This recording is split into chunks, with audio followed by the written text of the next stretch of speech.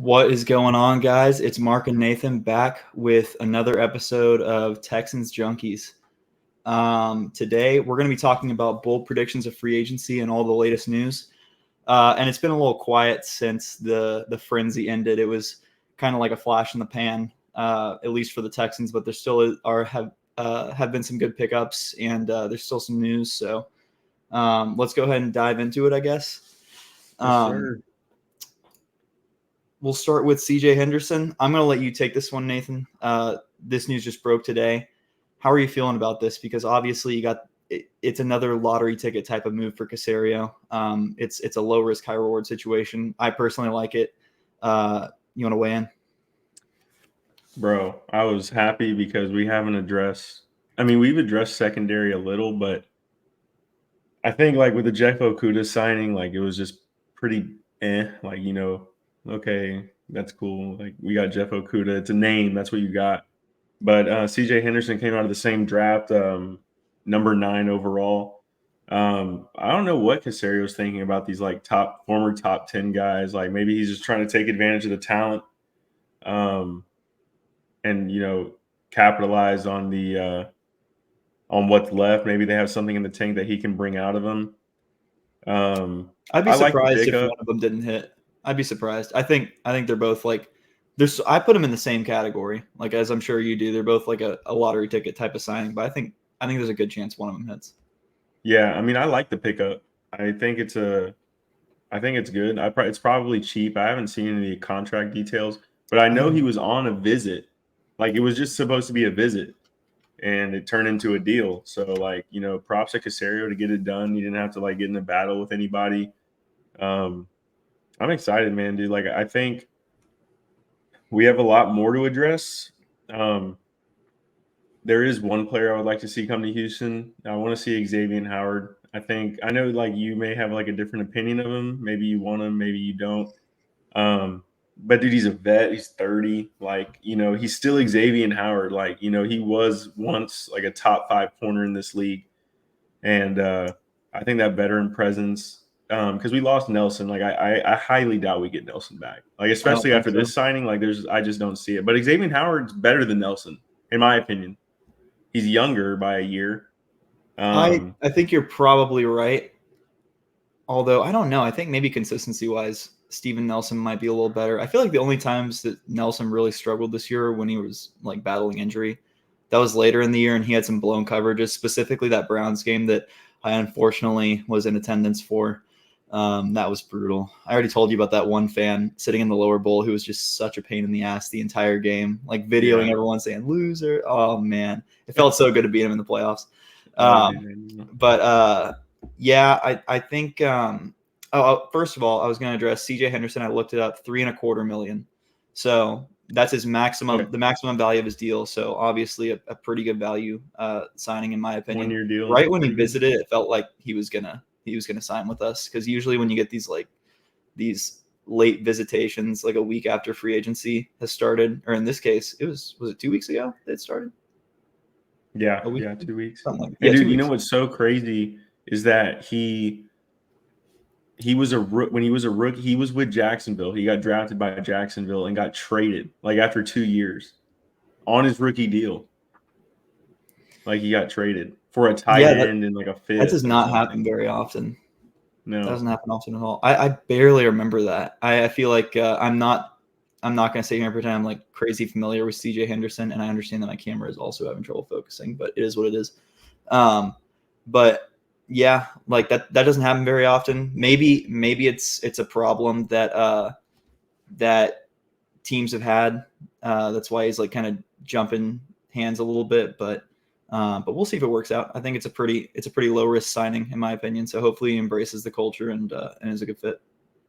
Yeah. I want to see, like I said, I want to see Xavier here. We still have to address safety, dude. I don't know. I like this signing. I think it's important to address the secondary, but I felt like the safety position was the problem. I know corner had their issues with Tavierre Thomas. I think he got benched towards the end of the year, dude. He was doing great at the beginning, and then all of a sudden it's Desmond King time, especially when he came over. when we traded for him before the deadline ended. Like Desmond King, I like Desmond King. We got him back, thank God. Tavierre Thomas is gone, I'm pretty sure. Probably he and To'o had weirdly similar trajectories this year. Like they both started off and they were looking really good, and then they both like saw their minutes cut and got benched at the same time. It was weird, but yeah, I would say also, and we talked about this last time. I think Jimmy Ward's going to stay. Like if he's not gone yet, and we already made some moves to work on the cap situation, like we restructured Shaq Mason's deal, and then we traded out of the first round. Like I think if we didn't cut Jimmy Ward and we already re-signed Noah Brown, I think that might be all the cap moves, at least for the most part, that we're making. And I think Jimmy Ward might stay. So yeah, after this signing, I believe we have about $15 million left. I mean, you can go. I say go out and get Justin Simmons, pay him his $10 million that he wants for a year, maybe two. Yeah. Pay him. Like it doesn't hurt. You're gonna I don't think Petry's gonna play the same position. I think he's gonna play a different one. I mean, go out and get Quandre. Quandre Diggs is a good pickup. Justin Simmons is a good pickup. Like I say, we go after those guys, but that's neither here nor there. Caserio will make the right moves for the team. Like I said, I will never question Caserio. If he's not signing somebody, that's okay. We'll see what he does. Like I'm fine. Like I hope we get him. I hope we get Howard. I hope we get Simmons or Quandre. But if we don't, like, let's just trust in Caserio. Yeah, I agree. Next topic. Let's move on from that. Steven Sims, he's back. I figured that, and I forgot the name of who we signed. And I said it last episode. I was like, this dude will probably be our special teams returner. I can't remember who it was now. I'm totally blanking. But Steven Sims obviously had the huge, I believe it was a punt return or a kickoff return for a touchdown?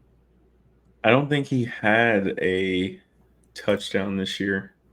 No, he had that big one in the playoffs, I think. Either against the Colts or in the playoffs, he had a return for it was against the Ravens because that was our only touchdown.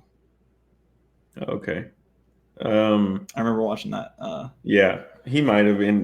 Like Dameon Pierce was in special team. He's gonna be a special teams guy, by the way. Like he's not gonna play much receiver. Sims, yeah.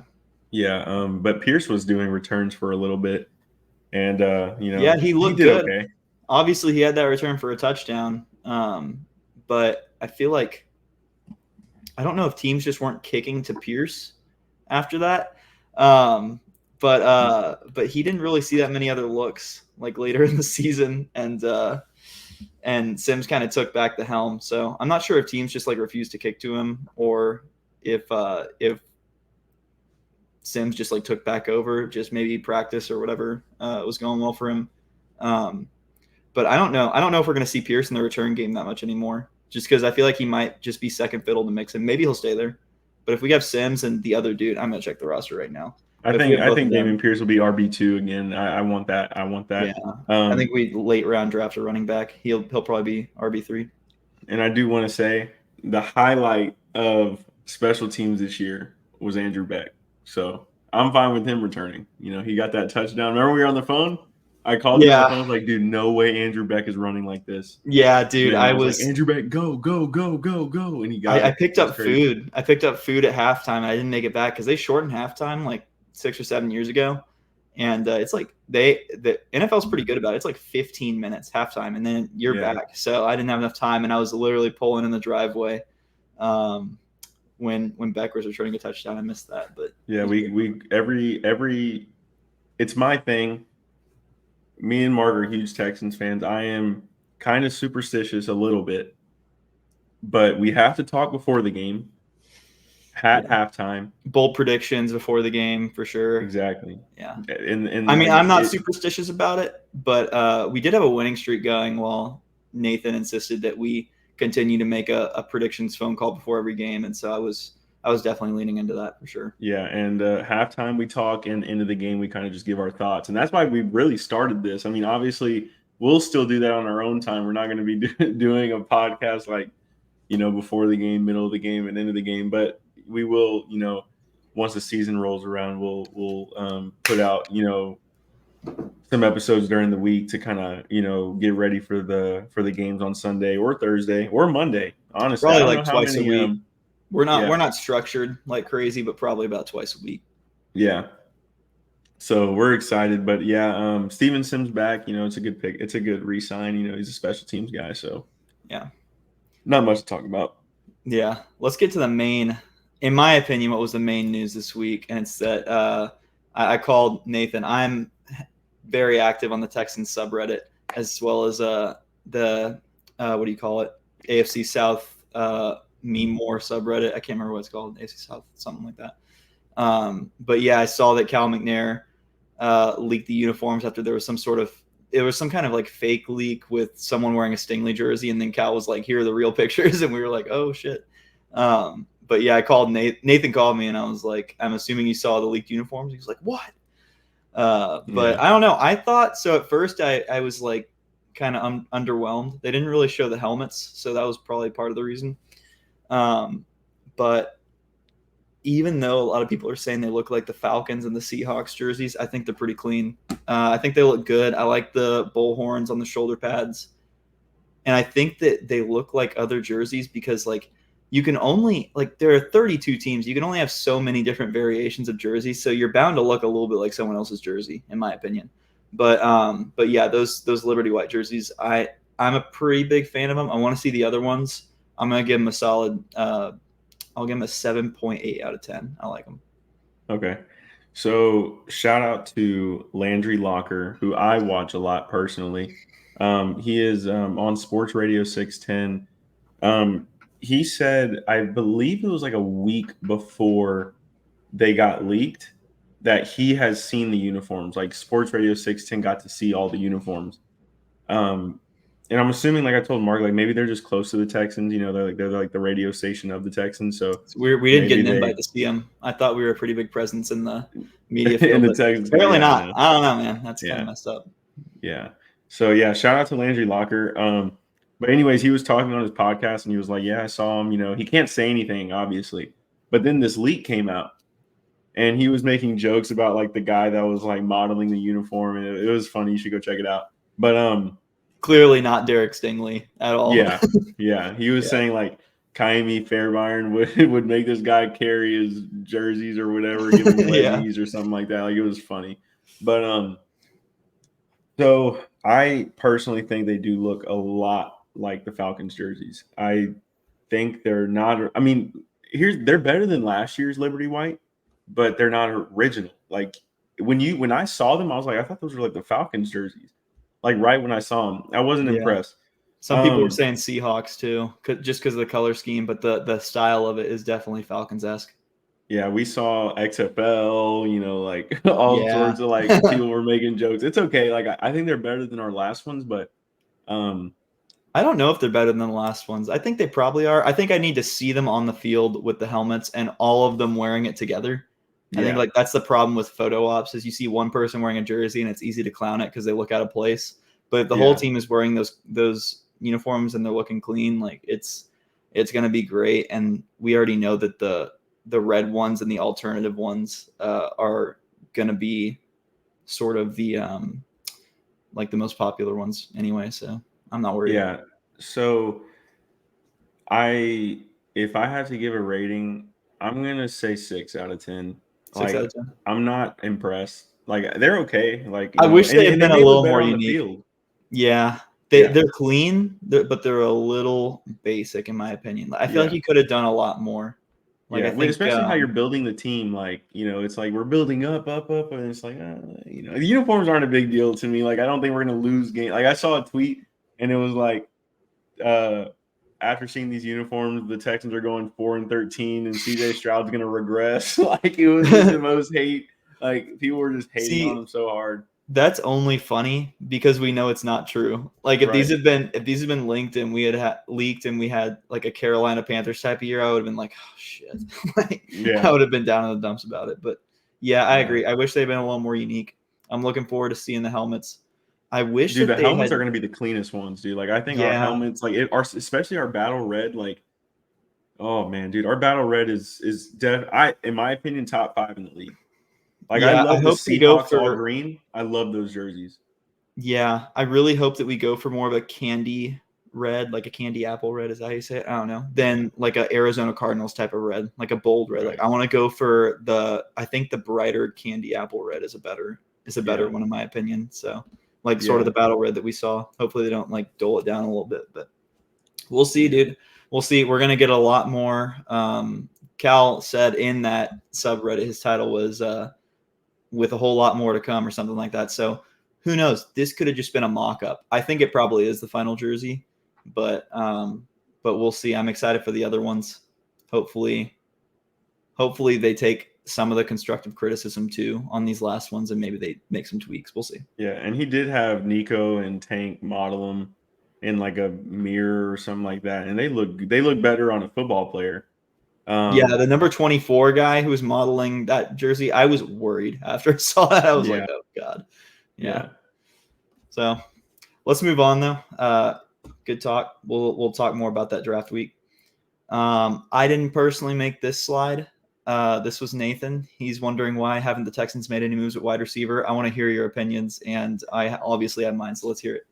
Yeah, so I don't want to say like why haven't the Texans made any moves on offense. I think the biggest move on offense, well, it's hard to word this. I think our biggest need is wide receiver at this point. Prior to getting Joe Mixon, I think running back was. But now after getting Joe Mixon, we're handled there.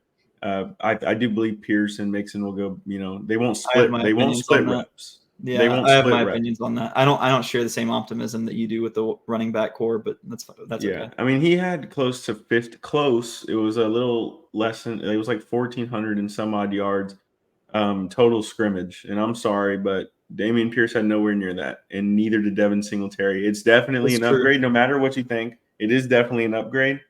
Well, here's my opinion.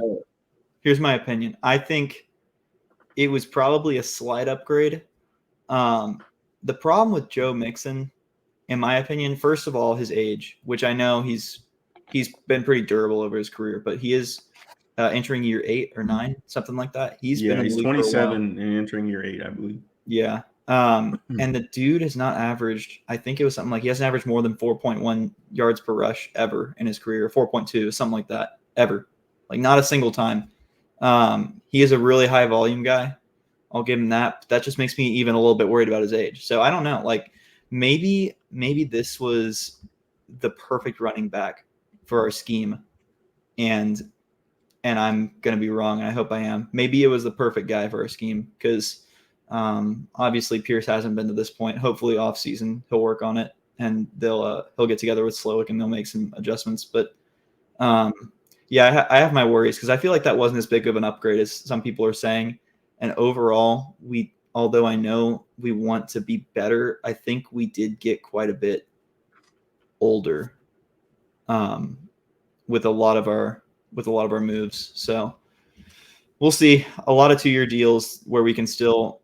I'm not worried about our cap situation. Is what I'm trying to say. Like Stroud, when we have to sign him, and the Nico extension, not worried about it. But I think we did get a lot older, and I'm hoping that we didn't sacrifice depth for pieces that we consider to be win now pieces. Yeah, so here's like where we have disagreements on him specifically is just as we remember, like when they went to the Super Bowl, right? Like I believe they lost because of their O-line. If Joe Burrow had another second, he would have saw Jamar Chase beat Jalen Ramsey and they would have won the Super Bowl. Obviously that didn't happen because, I believe it was Aaron Donald, who, by the way, just retired. Shout out Aaron Donald. He'll never see this, but he was a beast. Shout out to Aaron Donald. He might. You never know. You never know. He might. So here's the thing. Last year, according to PFF, the Bengals O-line was ranked 26th, which is the way bottom half of the league. The Texans, no matter the injuries, the next man up, were ranked 15th by PFF last year. 15th. That is a big rushing jump. Rank or overall rank? Because we were way better pass protection. We were way better pass protection than run blocking. That's my only concern. Yes, but Devin Singletary had he had 900 yards, I believe 1,000 yards scrimmage, over 1,000 scrimmage yards.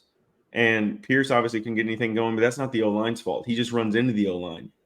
I don't know what. I think it's partially the O-line's fault. Like, I think the skill sets of our O line are definitely favored toward pass protection. Like Laramie Tunzel, I don't think he graded that well in run blocking, and I don't think I don't know Howard, about he Titus doesn't grade Howard. well either.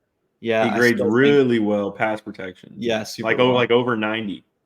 Yeah, and Shaq Mason, I can't remember. I think he was okay, but it's He just was okay. better. He was That's my problem. better run blocking than he is pass blocking. But we have like those are the differences you need. You need like our two guys on the edges, like our Laramie left and Howard on right, are better pass blocking. You have Shaq, Right. Yeah. who was really good run blocking. Jarrett Patterson was a really good run blocker. With the short time we got to see him, I know he'll be back this year. I think he'll be starting. I still And think it Juice might be Scruggs at the end. Quesenberry. We'll see. I don't think Prestonberry will start. I think he'll be fighting I for a know, spot. probably not. I like him though. Juice Scruggs, he was good at run blocking and pass blocking. He did get beat a couple times, but Laramie Tunsil gets beat a lot, and the only reason he doesn't is because he freaking false starts all the time, dude. Like, Dude, I know. I get so heated when I think about Laramie and those It false kills me starts, and he because really false starts all the time. he does it every play. He tried, and I know that's probably why he has such a good pass protection grade too, is because he gets an extra half step. But whenever he's just a little too early, they call it every time, and it's so. And it's at the worst time. Yeah, and like I don't remember what game it was when we were so in consistent. field goal range, and then we got out of field goal range. Remember that? It was Ravens. It was Ravens. It was Ravens. Was it the playoffs? Collapsed. Yes, we collapsed our O line in the first half. It was horrendous. Yeah, I mean that was. I thought our O line coaches were amazing until that time, and I was like, maybe I think it was the inexperience that caught up with us because we had Michael Dieter and Juice Scruggs making up 40% of our O line. And I just think a big moment against the second best team in the AFC. Yeah, and also I'm looking at another website, Pro Football Network. I don't know how credible they are, but they have us at 8, and the Bengals are still bottom half. So that's what I'm saying though. Like he has a better O line in my opinion, right? Now, so we'll see. Like I hope that your opinion changes by the time we see this guy run. Yeah, and I know you hope the same thing. Like it's not like you're sitting here saying like, oh, I'm hoping for his downfall. That's not what you're saying. You're saying like as of right now, you just don't see the hype. But yeah, I thought it was a desperation signing. I really did. It was. Yeah. I mean, without a doubt, we'll see. He was out of running backs. Maybe he was the perfect fit for the scheme. We'll see. But for sure. As for the wide receiver position, which is how we started this segment, what are your thoughts? Okay. So, like we said just before, I thought it was running back, but before we thought we were going to get Saquon, I did think receiver was our biggest offensive need. We saw the collapse of the wide receiver core and what happened. I mean, dude, the Jets, for example. Oh my God. We lost everybody. I mean, I don't even think I think it was Nico for the first half, and then you have Noah Brown, Mechie Hutchinson, and Robert Woods in the second. It's like, oh, Noah Brown in that game. I'm pretty sure he went 0 for 6 receptions. Right. Yeah, and then the next week he had like crazy numbers. But I will say, let me say something, and I think it's something that was not talked about much, and I don't even know if it's been recognized that much. CJ Stroud was concussed in that Jets game. I am convinced that he had. So in the Broncos game was the week before the Jets game, and in the Broncos game, his limp body was pulled off the field by the O lineman, and he came to as he was getting up. Like you can look at the replay; it's on YouTube, and he wasn't the same thrower after that in the game. I don't know if it was due to conservatism or he was just a little off, but the Jets game was immediately following that. And then it was still the Jets game where he took that second hit to the head. And that's when he left. And I'm pretty sure before that he was concussed. Like I really do think he was, and he should have been in concussion protocol. But yeah, he took that second hit in the Jets game and left the game. And I think that's also why it took him 2 weeks, like two games missed, is because I think it was a pretty serious head injury. So yeah. So I kind of don't look at that Jets game too hard. I know what the Jets are. Or at least I knew what they were. They're not a very good team, but they still have a great defense, and they can probably win more or less on any given week. So I'm not too worried about it. So like I was saying, like we need to address receiver, and that's what we're going to talk about real quick. So the current free agents on the board are mid to say the least. Like they are. There's no one on here that excites me. Hunter Renfro, maybe. I mean, I don't know. Allen Robinson, no. Odell I is like Gallup. washed. I like Gallup. I Yeah, think we you have can get different him. opinions on that. I think you can get I him don't on a like prove it Gallup. deal. That's fair. Yeah, I Odell's washed to me. If anyone says they want Odell Beckham, you're just literally asking for the name. There is nothing Yeah. that he was absolutely terrible with the Ravens. He did Yeah, he needs to nothing. retire. He needs to retire. Yeah, he's 31. I don't even want to talk about Odell. Michael Gallup, I can see why you want him because he was on that great receiving core in Dallas. Well, CD makes up for 90% of that great. But yeah, Michael Gallup's good. I mean, I think he's um, battled injury the last couple of years, and I'd like to see him on a small prove it deal with us. That's all I'm saying. and I just don't see why they would take a chance on any sort of player that's injury prone just because Noah Brown is so injury prone, and we saw that this year that we don't need any more injury prone. We need guys that are reliable. So that's what brings me to like Tyler Boyd. I actually saw another episode of Landry Locker. I don't think he likes the idea of Tyler Boyd. I do. We have different opinions, and that's okay. Tyler Boyd is the reason we won against the Bengals. I like to thank him for that win because he dropped the ball in the end zone, perfect throw, couldn't hang on. Michael Thomas is a good name, but he just got released by the Saints because he's so injured, dude. It's not worth it. You have Dude, MVS he's up a there. toxic locker room presence too, in my opinion. Michael Thomas, like he was Yeah. tweeting stuff about Derek Carr like every other week. It was ridiculous. Yeah, and then you have like I'm just going over a couple of names. Like Josh Reynolds is someone I would look at. McCole Hardman is someone. MVS, you could look at MVS. I don't know. And then you have Marquise Goodwin there. He's so old. I don't know if you give him a deal. I don't know, guys. Like there's not a lot of what I'm saying is there are not a lot of receivers left. What I do think they'll do is draft receivers, but there's only so much you can do with rookie receivers. But Tank was a third round pick, right? He was third round pick. Yeah, And 69th pick. look how he's turned out. You know, like he's going to be 1A, 1B with Nico. I mean, you can draft. I think they should draft some sort of veteran presence, maybe a Hunter Renfro, maybe an MVS, someone like that. But yeah, I don't know. I mean, Mark, you can go ahead. I mean, I've kind of rambled on a little bit. I do think we still need a dress receiver. How do you think do you think we'll go about that in the draft, or you think we'll kind of look at some free agents? I personally didn't think we needed to address receiver in the free agency. I'm always a fan of picking up receivers in the draft. I think that, the Tank Dell injury and Noah Brown's inability to stay on the field due to the back injury at the end really hurt us. But I already told you who I think my breakout candidate's going to be. Not gonna say it yet because that's for another time. But I do think that we're going to be okay at receiver. Like let's make a late round draft pick, run it back with Nico, Tank, Noah Brown, who I'm kind of surprised he got re-signed, but I'm cool with it. And John Mechie and Xavier Hutchinson, and let's add another young receiver. Maybe put him on the practice squad. Maybe he replaces Hutchinson or Mechie. What is Robert Woods still doing on the team, by the way? I have no idea. Why is he still there? It would clear up so much caps. Like not so much, but a lot. I don't get it. I don't care if he's the best presence in the locker room that this city has ever seen. Like it doesn't make any sense to keep him. I'm so confused about that, but whatever. Yeah. So I don't know. I don't think it was necessary during free agency. I like the idea of getting one in the draft. I think it's okay if we don't get one at all, to be honest. Yeah. We'll agree to disagree on that. But fine, I'll say before we move on, just to go through Casario's head a little bit, he did offer a third round pick for Keenan Allen. Yeah, that would have been fun. So that is very aggressive. I mean, he wants a receiver. Like if you offer a third round pick, and you know how he loves those mid round picks, if he's given one up, he wants them. And he actually got traded for a fourth. Okay, whatever, LA, take the fourth, I guess, But yeah, Mark did say it's because we're in the AFC. That could be true, whatever, but I can't remember what the reason was. There was a better reason. I think it was because we wanted to do a third and a pick swap, and they were like, "Nah, we'll just do a fourth." That was the reason. I really wanted us to get Mike Williams, honestly.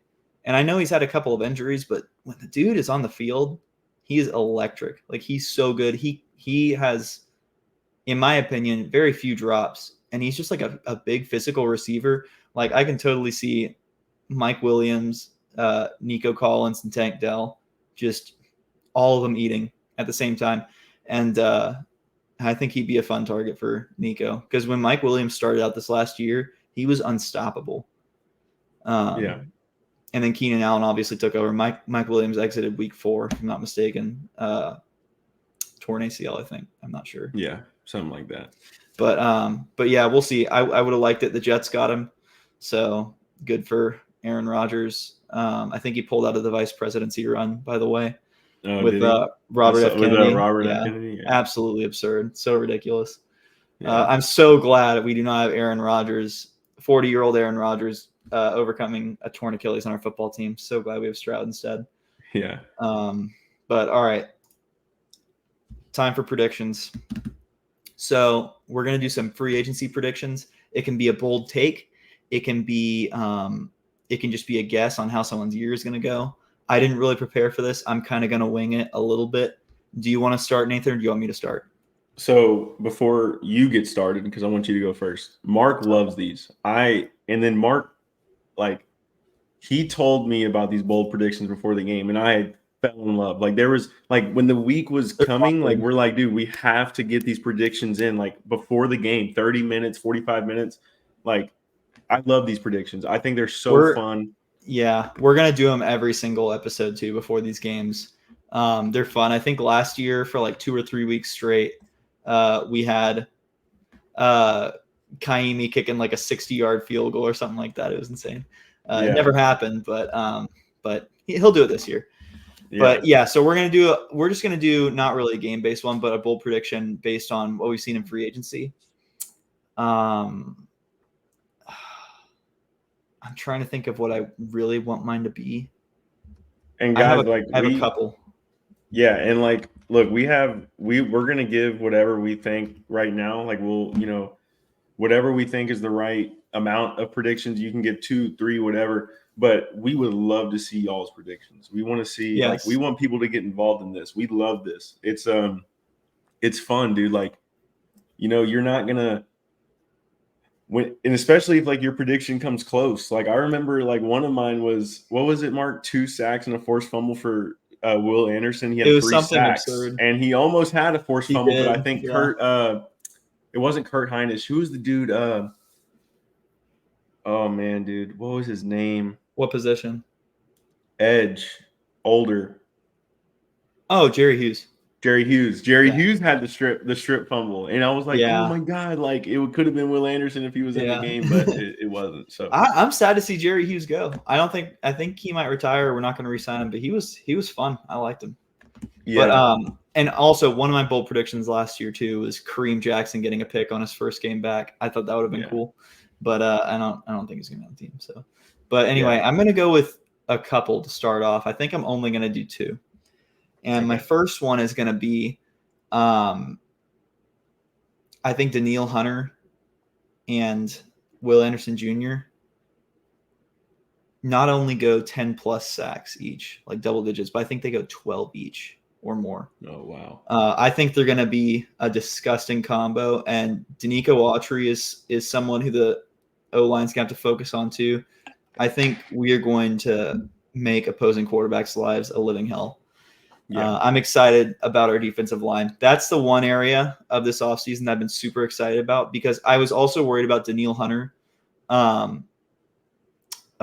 versus and I've already forgotten his name. He's off the team. It just escapes my memory. Jonathan Grenard. John Grenard. Jesus.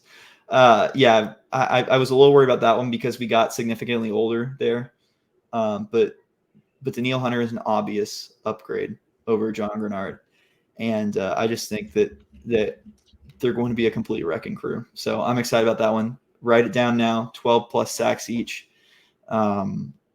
It's gonna be awesome. And then my other one, and I wanted to do one fun and say Lonnie Johnson has 4 picks, but I'm trying to do realistic predictions, not fever dream ones.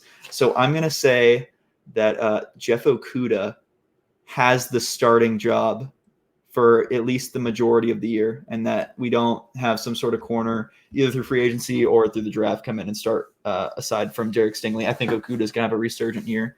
I don't have any evidence to back this up. I just think that I have a good feeling about him. I think he was that lottery ticket type of signing, and I think either he or CJ Henderson is going to break out. I think it's going to be Okuda. I think he's going to work well in the system, I think he's going to be a clear-cut starter on this team. Okay, so you had 2, right? Yeah, I went with 2. Maybe one more by the end of the show. We'll see. Okay, so one of Mark's was mine. It's just worded a little different. I will do a different one, but I will kind of piggyback. I do think our edge, Danielle Hunter and Will Anderson, will combine for over 25 sacks. Okay. But here's my different one, because I know that's kind of like the same thing you said, like 12 each, 24, 25, whatever. I believe last year we set our franchise single season team sack record of 46 sacks. I think we can hit 50. Okay. With Danico Autry at 11 last year, 11 and a half. Danielle Hunter at 16 and a half. And then Will Anderson, I think, will just go crazy this year. He had 7, right? So, we're only like, 18 away or something like that from 50 with, just those 3. And that's not including, I know we haven't really addressed D tackle too much, but, we'll see. Petrie, he can get after the pass. I was just about to say, I think that Petrie could have like a solid 6 sack season, 5 or 6 sacks, just from being like a unguarded man down the middle. Yeah, I think we can break 50. Mark, I know you agree, because I think this D line can be badass, dude. I think we can do some damage. We barely got that record too. That was week 18, like third quarter type of record. It was like sweated that one out. But what a game though against the Colts. Oh, that was a great game. Yeah, it was amazing. That drop by I think it was Goodson, Tyler Goodson, the running back. Oh man, yeah, but that ball wasn't thrown great either by Gardner. It wasn't good, I will say, but it was catchable. So yeah. So that's my bold prediction for the D line. Also, I do believe that they'll go over 25, Danielle and Will. So I want to say this I don't care if people get mad at me, bro. I'm wearing a CJ Stroud jersey right now.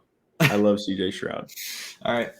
He's already better than Deshaun, in my opinion. I'm bracing myself. That's an interesting take. I think CJ Stroud will win MVP. No. We're doing free agency predictions. Like we can't. Oh yeah, you're right. But hey, you know what? How about we pocket it? And yeah. All right, just remember that one, because actually, an episode in the future will be our regular season predictions. Just remember that I said that one. And we're gonna come more prepared. I'm gonna have some amazing predictions written down. You're gonna hear predictions that you've never even thought of before. Right. Maybe a prediction that the NRG Stadium goes through a power outage one game. It's going to be very specific, but no one's going to remember the misses. If one of those hits, I'll be a legend forever. And that's all I'm concerned about. So that's true. Yeah. Yeah. But so I forgot about that though. I don't want to reach. I don't really have any other predictions. I have some vague ones. Like I think Azeez Al-Shaair is going to be a monster. I think he's going to have another 100+ tackle year. But let's see what happens. We're approaching the draft very soon. It's in a month. Well, hold on. Since CJ Stroud doesn't count, so that's only one. All right. Yeah. I think that Joe Mixon will be 1,000-yard rusher. I don't think that's even out of the ballpark of reality.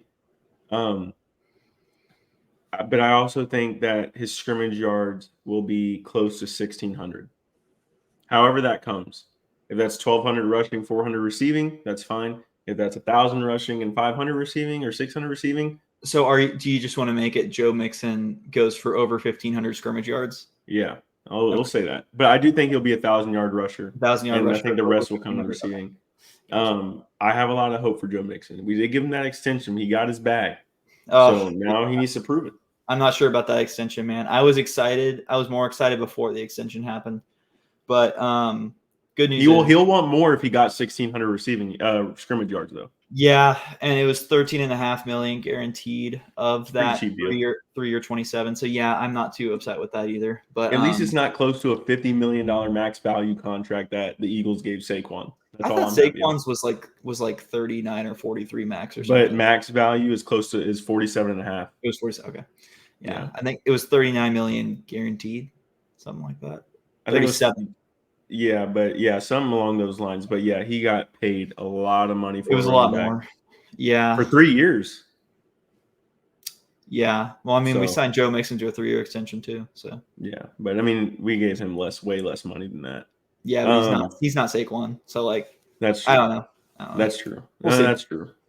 Yeah, but I mean, those are my two predictions. Like Mark said, later after draft or before the draft. Obviously, we've been putting out episodes like once a week because I mean we're busy during the week, but we try to put one out once a week so we can like keep up and talk to you guys. But I think closer to draft, we'll talk more about the regular season stuff probably after the draft, right? I mean, don't you think? Like probably after the draft, once we see our team kind of fill out. Yeah. It's We'll difficult talk to make more predictions until we see how the draft goes. Yeah, and obviously we don't have a first round pick, but look, here's what I think. And actually, this is a good one. I do want to ask. So Casario on the radio said that it doesn't mean, even though he traded his first round pick, which I think was a good value, we talked about that last week, doesn't mean he can't come back in the first round. What do you take that as? Hold on. Here's the thing. Marvin Harrison is in this draft. Oh my I do God. know. Hold on. I know he's going top 5. Okay. I don't think Casario will give up the haul that it would take to get there. But, you never know. Casario can make some magic happen. You never know. But sometimes you have a pretty good idea. And I think this is one of those times. So, like, here's the deal. Like, I think Casario is absolutely creating smoke. Like, I don't think he's going to go back in the first round. I don't want to say there's no way in hell he doesn't go back into the first round because obviously it's possible. But I think he's just trying to conceal his intentions. Like I think he's staying in the second round. He's got 2 second rounders. Sure, maybe if someone falls late into the first round, he can trade those and get someone who he's like, how is this guy still on the board? He's clearly best on board. He should have been drafted 10 picks ago. Like yeah, maybe we get that guy. But I think we use both of our second rounders on people who we think are day one starters, specifically a D tackle and a safety or a corner. So we'll see.